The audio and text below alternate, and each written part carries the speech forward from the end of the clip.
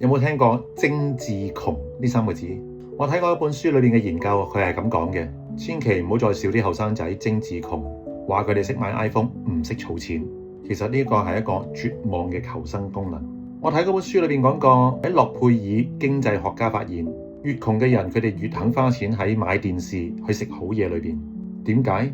因為生活太苦悶，而未來又離得太過遠喎，大腦就會不停咁樣去追求當下嘅快感嚟麻醉自己。你以為係你嘅意志力差？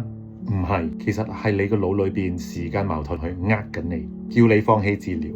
要打破呢個宿命，唔好靠意志力，你要靠預設選項。好似白手興家嘅人啱啱起屋一樣，一有錢就買磚頭，唔好留啲錢喺身上面。即係出糧之前已經將啲錢去晒儲蓄戶口，將儲蓄戶口裏邊變成無腦行為。錢唔經你手，你咪唔會身痕咯。所以心態啱，錢就會自然嚟嘅。